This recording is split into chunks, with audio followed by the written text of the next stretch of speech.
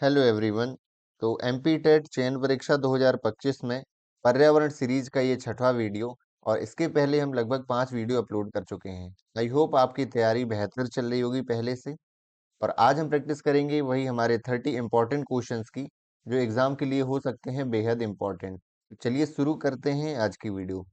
आज की वीडियो का पहला सवाल, एक सींग वाला गैंडा एक सींग वाला गेंडा किस क्षेत्र में पाया जाता है? आपके ऑप्शन है अरुणाचल प्रदेश, त्रिपुरा, असम और मणिपुर। तो इसका जो सबसे सही उत्तर है तो वो असम में पाया जाता है एक सींग वाला गेंडा। तो अब इसके बारे में आपको बता दूं तो असम में एक जो है काजीरंगा राष्ट्रीय उद्यान है। आप सबको पता होगा असम में एक काजीरंगा राष्ट्रीय उद्यान है। तो उसमें जो है ये एक सींग वाला गेंडा जो है फेमस है उसके लिए।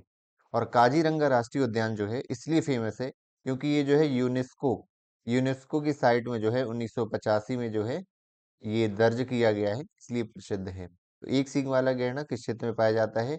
असम में पाया जाता है। तो इस प्रश्न का ये उत्तर हो गया। अगला प्रश्न है कि भारत में टाइगर को बचाने के लिए प्रोजेक्ट टाइगर किस वर्ष प्रारंभ किया गया था? वेरी वेरी इंपॉर्टेंट क्वेश्चन है। और इसके साथ में एक और चीज बता दूं आपको, ये हमारी वीडियो जो है एमपी टेट के साथ साथ जो है यूपी टेट और केवीएस और रीट इन सभी एग्जाम के लिए सामान्य रूप से जो है हर एक में ये एलिजिबल है। सब में ये जो है इस तरह के क्वेश्चंस आएंगे। फॉर एग्जाम्पल कि जैसे कोई मान लीजिए मैं मंडल पढ़ा रहा हूँ, ओजोन है, तो क्या ओजोन परत जो है क्या हमारे एमपी टेट बस में आती है या केवीएस में आती है? लेकिन क्योंकि ये तो सारे सब्जेक्ट में आती है। सेम इसी तरह यदि हमारा ईवीएस है तो ये हमारे सभी के लिए जो है एलिजिबल है हमारी ये वीडियो। तो कई लोग कमेंट में करते हो कि केवीएस की ईवीएस की जो है सीरीज लाइए, तो ये सारी वीडियो हमारे केवीएस के लिए भी महत्वपूर्ण है। आपने भी पुराने बीपीएससी एग्जाम दिए होंगे, रीट एग्जाम दिए होंगे, कि आपने केवीएस के लिए दोबारा से तैयारी आपको शुरू करना है एक ईवीएस की और सब्जेक्ट की? तो नहीं। कुछ सब्जेक्ट हैं जैसे केवीएस में बाल विकास ऐसा सब्जेक्ट है, इसमें कुछ एक्स्ट्रा टॉपिक पूछे जाते हैं, जैसे कुछ हमारे लीडरशिप से रिलेटेड। तो उनकी मैं अलग से वीडियो बनाऊंगा जब केवीएस की वैकेंसीज आएंगी। लेकिन अभी जो तैयारी कर रहे हैं उनको ये सारी वीडियो भी हमें देखनी है, क्योंकि इससे हमारा रिवीजन भी होता है और साथ साथ में जो है और नॉलेज जो है करंट अफेयर्स को भी ऐड करते हुए आजकल चीजें पूछी जाने लगी हैं। तो हम जो है इस सीरीज को कंटिन्यू करेंगे और आप भी इसको, आप कोई भी एग्जाम की तैयारी कर रहे हैं, टीचिंग एग्जाम जिसमें आपका ये सब्जेक्ट पूछा जाता है, तो जरूर इन वीडियोस को देखिए। तो हमारा क्वेश्चन है कि टाइगर को बचाने के लिए प्रोजेक्ट टाइगर, तो प्रोजेक्ट टाइगर जो है लाया गया था 1973 में। तो इसका उत्तर जो है ऑप्शन बी बिल्कुल सही उत्तर हो जाता है। और 1973 में जो पहला पहला जो राष्ट्रीय उद्यान है जिसे जो है प्रोजेक्ट टाइगर दिया गया है, तो प्रोजेक्ट टाइगर जो है लागू करने वाला पहला राष्ट्रीय उद्यान जिम कार्बेट राष्ट्रीय उद्यान है। और यहाँ पर सबसे ज्यादा जो है बाघों की संख्या पूरे हमारे देश में सबसे ज्यादा है। तो ये इस प्रश्न का सही उत्तर हो जाएगा। आगे देखते हैं। भूर सिंह द बारहसिंघा नामक शुभंकर किस राष्ट्रीय उद्यान ने जारी किया गया है? एक राष्ट्रीय उद्यान है जिसने अपना खुद का ऑफिशियल मैस्कॉट या जिसे कहते हैं शुभंकर या प्रतीक चिन्ह जिसे कहते हैं, तो ये जारी किया है। और ये एकमात्र नेशनल पार्क जो है हमारा कान्हा किसली राष्ट्रीय उद्यान, जो कि हमारे मध्य प्रदेश के मंडला और होशंगाबाद इन जिलों में है हमारा। तो ये हमें याद रखना है, ये मंडला और ये बालाघाट जिले में जो है स्थित है, क्योंकि ये एमपी से है। तो ज्यादातर हमारे एमपी का एग्जाम पे तो एमपी के राष्ट्रीय उद्यान पूछे जाते हैं, ऐसा देखा गया है। तो इसकी मैं फोटो भी दिखा दूं, मैंने इसमें देख रखा है, तो आप ये देख सकते हैं कि ये जो बारहसिंगा है, तो इस तरह का ये जो मैस्कॉट जो है ऑफिशियल साइट और कान्हा किसी राष्ट्रीय उद्यान द्वारा ये जारी किया गया है। तो इसको आपको बिल्कुल नहीं भूलना है। और इसके बारे में बता दूं कि मध्य प्रदेश का सबसे बड़ा राष्ट्रीय उद्यान, मध्य प्रदेश का जो सबसे बड़ा नेशनल पार्क है वो कौन सा है? हमारा यही कान्हा किसली राष्ट्रीय उद्यान ही हमारा सबसे बड़ा राष्ट्रीय उद्यान है मध्य प्रदेश का। तो ये हो गया इस प्रश्न का उत्तर। बढ़ते हैं अगले प्रश्न में। तो एसडीजी इंडिया इंडेक्स में राज्यों को कितने श्रेणी में बांटा गया है? तो राज्यों को जो है एसडीजी, आपने देखा होगा सस्टेनेबल डेवलपमेंट गोल, तो यूनेस्को की एक बैठक में इस लगभग 17 गोल हमारे जो है वो डिसाइड किए गए थे कि हमें इन लक्ष्यों को प्राप्त करना है जो है सभी देशों को। तो इंडेक्स में राज्यों को, हमारे इंडिया राज्य हैं जो, उसमें 4 श्रेणी में राज्य जारी किए गए हैं। और हमारे इंडिया खुद के लेवल में भी एसडीजी इंडेक्स में राज्यों की सूची बनाता है और रैंकिंग बनाता है। तो इसके लिए जो हैं जिले, वह आकांक्षी जिले आते हैं इसके अंतर्गत, और इसके अंतर्गत प्रदर्शनकर्ता भी जिले आते हैं, प्रदर्शनकर्ता जिले आते हैं, अग्रणी जिले भी आते हैं, और एक सफल आते हैं, सफल की श्रेणी में। तो ये 4 श्रेणी में एसडीजी इंडेक्स जो है 4 राज्यों को बांटा गया है। आगे देखते हैं, संयुक्त राष्ट्र सतत विकास रिपोर्ट 2024 में भारत का कौन सा स्थान है? तो कंटिन्यूअस डेवलपमेंट जो रिपोर्ट है 2024 की, तो उसमें जो भारत का स्थान है वह है 109वां स्थान। तो ये, क्योंकि करंट अफेयर से जुड़ा हुआ प्रश्न है, सस्टेनेबल डेवलपमेंट वाला है, तो ये हमें जरूर याद रखना है। आगे देखते हैं, अगला प्रश्न है, किस वर्णक की उपस्थिति में पौधे हरे होते हैं?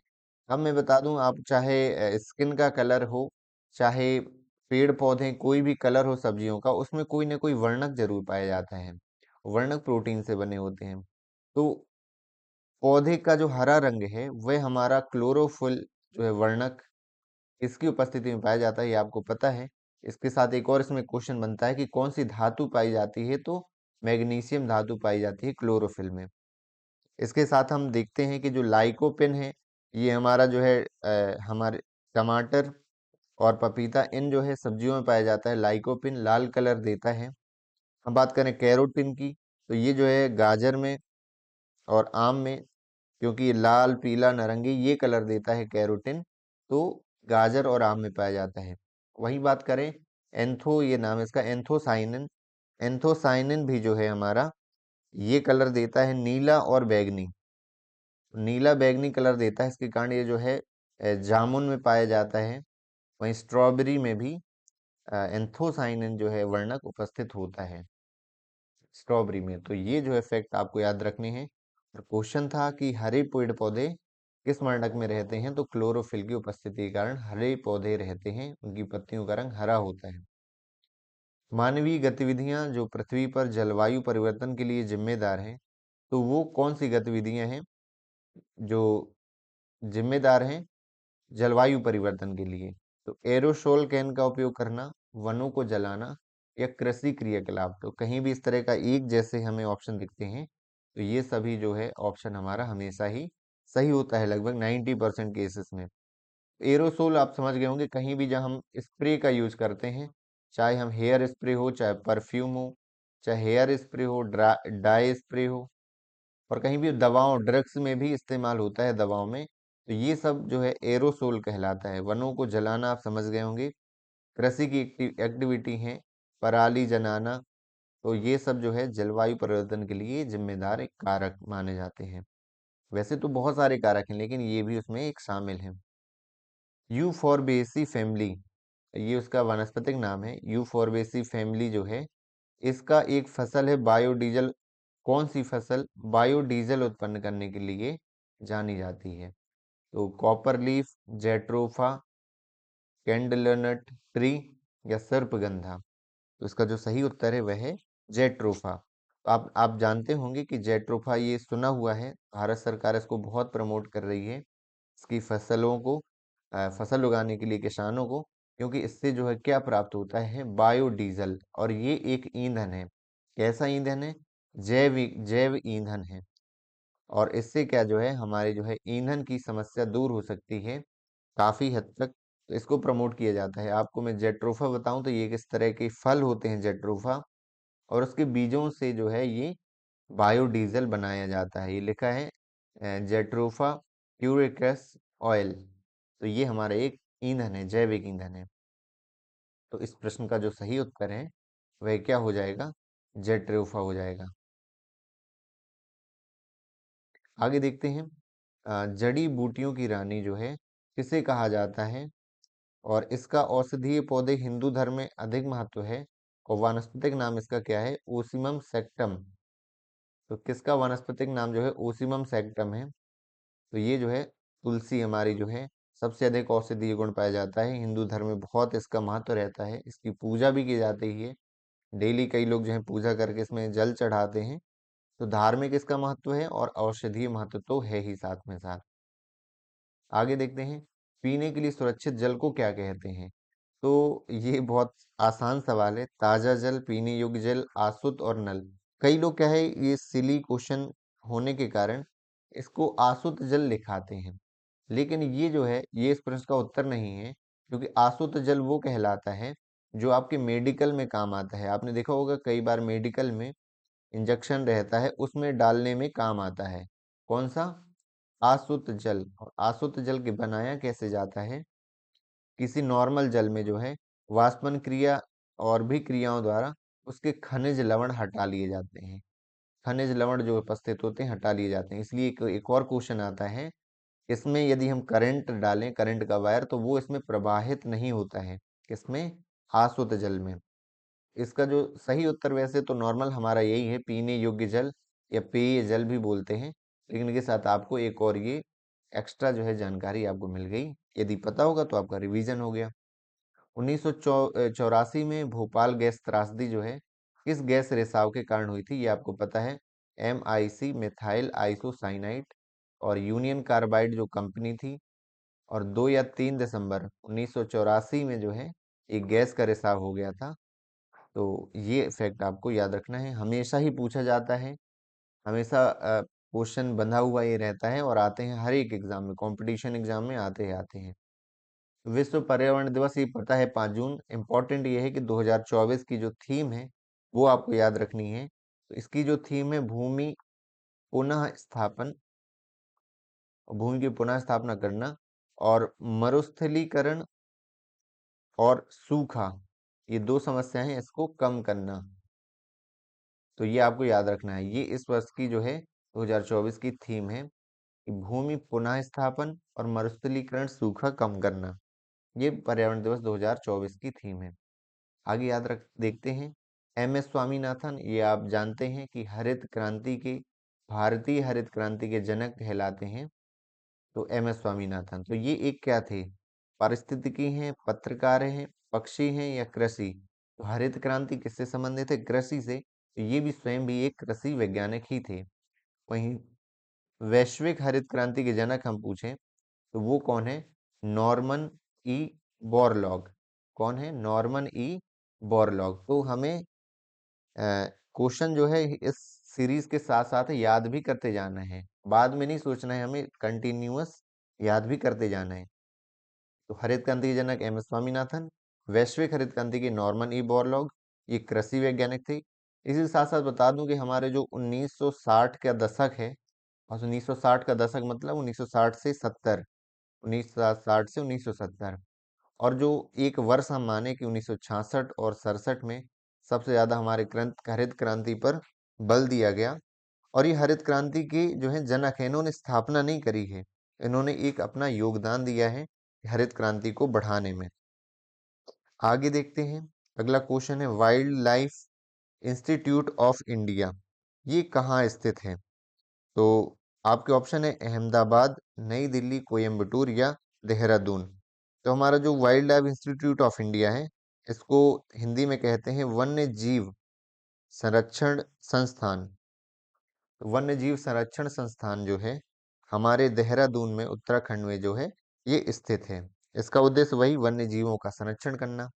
इसी के साथ वन्य जीव की बात आई है तो एक एक्ट पारित हुआ है भारत सरकार के द्वारा, वन्य जीव संरक्षण एक्ट, वन्य जीव संरक्षण अधिनियम, और एक्ट अधिनियम को इंग्लिश में एक्ट ही कहते हैं। तो ये जो है 1972 में ये लागू हुआ है। ये भी बहुत इंपॉर्टेंट क्वेश्चन है। इसके साथ साथ दो तीन क्वेश्चन है, वो आगे आगे मैं क्वेश्चन वीडियो में अभी आपको बताऊंगा। प्रकाश संश्लेषण के दौरान हरे पौधे किसे सोख लेते हैं, मतलब क्या कंज्यूम करते हैं? किसे सोख लेते हैं? आपको पता होगा कार्बन डाइऑक्साइड को सोख लेते हैं। अब इसकी मैं कहानी बताता हूँ। तो क्या होता है, जल का उपयोग किया जाता है, और क्या किया जाता है, कार्बन डाइऑक्साइड का। और सूर्य का प्रकाश जो है इसकी उपस्थिति में बनता क्या है? यहाँ पर क्या बनता है? यहाँ पर बनता है ऑक्सीजन गैस, और क्या बन जाता है? ग्लूकोज बन जाता है, और कुछ ऊर्जा निकल जाती है। तो इसमें किसका जो है सोख लेता है, मतलब CO2 को जो है ग्रहण करता है, O2 जो है निकालता है। आगे देखते हैं, इसी में एक और क्वेश्चन है, उसी को मैं भी एक्सप्लेन कर दूं कि ऑक्सीकरण किसका होता है, जल का या CO2 का। तो जल जो है, जल से बनती है ऑक्सीजन और CO2 से बनती है ग्लूकोज। इसमें जो O2 है, तो ये CO2 से O2 नहीं बनती है ऑक्सीजन, जल से बनती है। तो जल का होता है ऑक्सीकरण, क्योंकि ऑक्सीजन मिल रही है। और H2O है ना, ये जो है इसमें CO2 में मिलते हैं, तो ग्लूकोज बन जाता है इससे मिलके। H2O के कुछ जो कण हैं हाइड्रोजन के, वो जो है अणु इसमें मिल करके CO2 कार्बन डाइऑक्साइड में क्या बनाते हैं, ग्लूकोज बनाते हैं। तो इसका क्या हो गया अपचयन, CO2 का और जल का ऑक्सीकरण। तो ये थोड़ा सा याद रखना है, टेक्निकल है थोड़ा, जिन्हें साइंस पढ़ी होगी उन्हें थोड़ा अच्छे से पता होगा। एक बार देख लेना है कि किसका ऑक्सीकरण, किसका वो जो है अपचयन होता है। अपशिष्ट उत्पादों को खाने वाले जीवों को क्या कहते हैं, इंपॉर्टेंट क्वेश्चन है। इनको मृतक भक्षी कहते हैं। सड़े गले पदार्थों को जो खाने वाले रहते हैं उन्हें मृत जीवी कहते हैं या मृतक भक्षी कहा जाता है। ये आपको याद रखना है। तप्त भौम जल से किस प्रकार की ऊर्जा उत्पन्न होती है, तो ये जो है इस ऊर्जा को कहते हैं हमारा भूतापीय ऊर्जा। जल विद्युत ऊर्जा नहीं कहते हैं, क्योंकि ये ऊर्जा बांध बनाकर जो है बनाई जाती है। सौर ऊर्जा समझ गए आप, जो सोलर पैनल के द्वारा। नाभिकीय ऊर्जा, जो नाभिकीय पदार्थ यूरेनियम चाहे थोरियम हो, इसके द्वारा जो है ये ऊर्जा बनाई जाती है, परमाणु रिएक्टर के द्वारा। आगे देखते हैं, 16 घास के स्थल। तो जो है आपने हमारे इंडिया का मैप जो है देखा होगा। तो इंडिया में हमारे दक्षिण में, हमारे दक्षिण भारत में जो है कुछ घास के मैदान पाए जाते हैं। ये पश्चिम भारत जो है, यहाँ पे पश्चिमी घाट में, तो हमारा जो पश्चिमी घाट, ये पूरा एरिया पश्चिमी घाट कहलाता है। तो यहाँ घास के मैदान पाए जाते हैं, जैसे बोला जाता है कौन सा घास मैदान, 16 घास के मैदान। और ये अत्यधिक मुलायम घास होती है। और 16 जो है घास के स्थल में कुछ ऐसी वनस्पतियां पाई जाती हैं जो विश्व में कहीं नहीं पाई जाती हैं।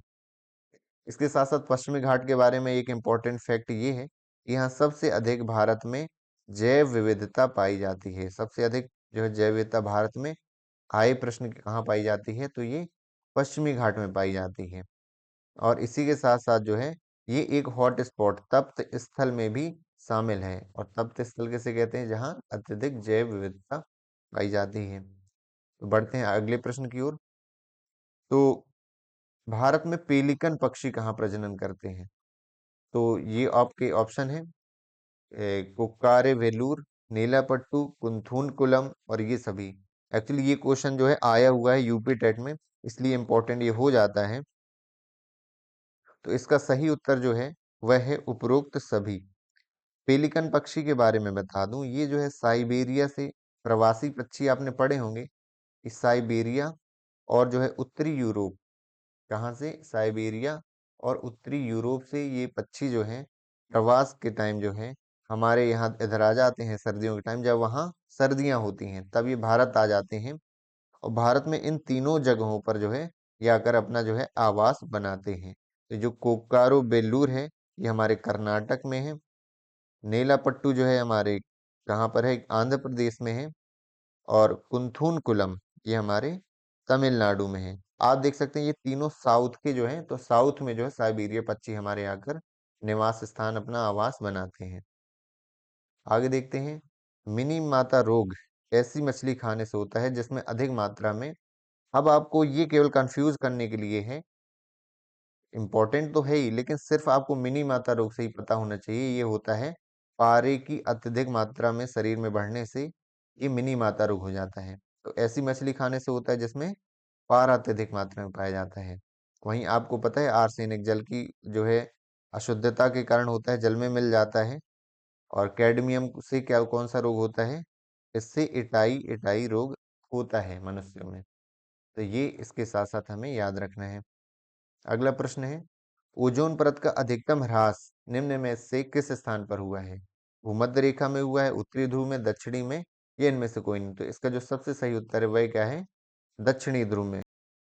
आपने इसके बारे में सुना भी होगा कि हमारे अंटार्कटिका में जो है सबसे पहले जो है इसका ओजोन में छिद्र देखा गया था। इससे भी आप अंदाजा लगा सकते हैं कि दक्षिणी ध्रुव में होता है। वैसे दक्षिणी ध्रुव में ऐसा क्यों होता है, तो इसके बारे में कुछ एक्स्ट्रा फैक्ट बता देता हूँ कि जो दक्षिणी ध्रुव में है, अत्यधिक बर्फ जमी रहती है और वहां की सर्दियां मतलब माइनस में टेम्परेचर, और माइनस में टेम्परेचर आने पर जो बादल हैं, बादल मान लीजिए पहले इधर हैं तो वो कहाँ आ जाते हैं, नीचे आ जाते हैं, डेंसिटी बढ़ जाती है। लेकिन जब और उसी के साथ साथ जो वहाँ कुछ केमिकल्स मिल जाते हैं वहां पर, और वो जब गर्मियों में जो है वो जो है वायु में मिल जाते हैं, उसके कारण चूंकि ओजोन की परत वहां और नीचे पाई जाती है तो उसमें छिद्र की तरह दिखाई देता है, यानी जिस जगह में कोई भी ओजोन परत नहीं है। तो इसलिए दक्षिणी ध्रुव पर जो है सबसे अधिक जो है ह्रास होता है ओजोन परत का। रेड डेटा बुक जो है किससे संबंधित है, पुरानी वीडियो में इसके बारे में जरूर हमने चर्चा कर रखी है। तो ये विलुप्त के करीब जीवों की जानकारी हमें देती है रेड डाटा बुक। और कौन प्रकाशित करता है, IUCN। IUCN क्या है, international union of conservation of nature resources. और IUCN की जो स्थापना है 1948 में हुई थी।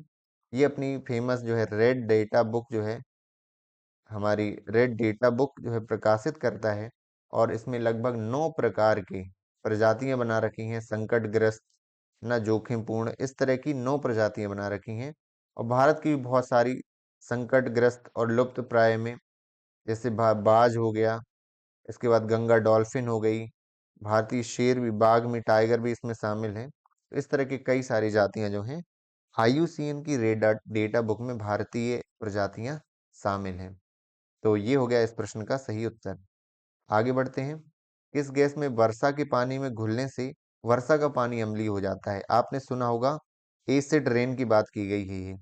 और एसिड रेन क्या होता है, इसमें कार्बन डाइऑक्साइड भी होता है, सल्फर डाइऑक्साइड भी होता है, जल से क्रिया करके क्या बनाते हैं, एक कार्बोनिक अम्ल बना देता है, और ये सल्फ्यूरिक एसिड H2SO4, ये अम्ल मिल जाने से जो वर्षा होती है उससे सबसे ज्यादा जो इंडियन मॉन्यूमेंट है या जो इमारतें हैं पुरानी, उनको नुकसान होता है, उनका कलर जो है डैमेज होता है। लेकिन सबसे ज्यादा प्रभाव पड़ता है SO2 का, तो ऑप्शन सही है हमारा SO2। कार्बन डाइऑक्साइड भी सही है, लेकिन इसमें चूंकि उपरोक्त सभी ऑप्शन नहीं है, यदि आता है कि उपरोक्त सभी, तब हमें इन दोनों ऑप्शन को सही मानना होगा। आगे देखते हैं। वर्षा जल संग्रहण क्या है, ये आपको पता है कि वर्षा का जल जमाव और भंडारण करना, ये हमारा वर्षा जल संग्रहण है। भारतीय गैंडा कहाँ संरक्षित है, ये मैंने शुरुआत में आपको बताया था कि असम का जो हमारा काजीरंगा राष्ट्रीय उद्यान है, उसमें क्या है, उसमें हम एक सींग वाले गैंडे को जो है संरक्षित रखा जाता है। तो कौन सा सही उत्तर है हमारा, काजीरंगा नेशनल पार्क। आगे बढ़ते हैं। कौन सी गैस, ग्रीन हाउस गैस वातावरण में सबसे अधिक मात्रा में है, तो वो इन सब में है कार्बन डाइऑक्साइड, बाकी सबसे कम मात्रा में है। और कार्बन डाइऑक्साइड गैस से, ग्रीन हाउस गैस से मतलब वो जो है गर्मी बढ़ाती हैं, सूर्य की ऊष्मा को वापस वायुमंडल में नहीं जाने देती है। एग मार्क का संबंध किससे है, गुणवत्ता से है, पैकेजिंग से है, संसाधन से है, या उत्पादन से है। एग्र मार्क का मतलब होता है एग्रीकल्चरल मार्क, और इससे आप समझ गए होंगे ये किससे संबंधित है, एग्रीकल्चर के उत्पादक जो प्रोडक्ट हैं उनसे संबंधित है, और उनके प्रोडक्ट की गुणवत्ता से संबंधित है। एग्रीकल्चर प्रोडक्ट बस के लिए नहीं है, तो एग्रीकल्चरल प्रोडक्ट की गुणवत्ता जो है उससे संबंधित है हमारे एग मार्क का संबंध। जैसे हॉल मार्क है हमारा, वो सोने की गुणवत्ता, यानी सोने की जो शुद्धता है वो हॉल मार्क से नापी जाती है। इसी तरह एग मार्क क्या है, हमारे कृषि उत्पादों की जो है गुणवत्ता। एक वयस्क मानव में हड्डियां रहती हैं 206, लेकिन एक जो बच्चों में हड्डियों की संख्या बचपन में 270 रहती हैं। धीरे धीरे वो विलुप्त हो जाती हैं बड़े होने के साथ साथ। अगला प्रश्न है कि आर्सेनिक जो है प्रदूषण, जल प्रदूषण, जल में घुल करके हमें रोग पैदा करता है शरीर में आर्सेनिक, तो सबसे ज्यादा कहाँ होता है, तो सबसे ज्यादा जो है यूपी, MP, बिहार, पश्चिम बंगाल। सबसे ज्यादा जो रोग आर्सेनिक से जो देखने को मिला है वह मिला है हमारे पश्चिम बंगाल में। ये आपको इस प्रश्न को याद कर लेना है। आर्सेनिक से सबसे ज्यादा जल प्रदूषण जो है हमारे पश्चिम बंगाल में। ध्रुव तारा कहाँ है, ये भी ओल्ड ईयर क्वेश्चन पेपर में आ चुका है कई बार। तो ध्रुव तारा जो है हमारे उत्तर दिशा में जो है ये आता है। और ये था आज की वीडियो के लिए इतना ही। अब एक क्वेश्चन में जो है आज से शुरू कर रहा हूँ कि एक क्वेश्चन आखिरी क्वेश्चन जो है आपके लिए होगा। तो ग्रीन पीस इंटरनेशनल का मुख्यालय कहाँ है? तो ये जो है आपको बताना है इनमें से। साथ-साथ में आप इसकी स्थापना भी बता देना, यानी 2-3 आप इनके बारे में लाइन आपके कमेंट सेक्शन में ज़रूर इसका उत्तर दीजिएगा। और साथ ही ये भी बताइए कि आपको सीरीज़ कैसी लग रही है? इसमें और क्या ऐड करने की ज़रूरत है? तो हम उसे इम्प्लीमेंट ज़रूर करेंगे। और देखते रहिए हमारे चैनल को एग्जाम प्रैक्टिस विद सतीश। तो आज की वीडियो वीडियो के लिए इतना ही। Thank you so much for watching video. मिलते हैं नेक्स्ट वीडियो में।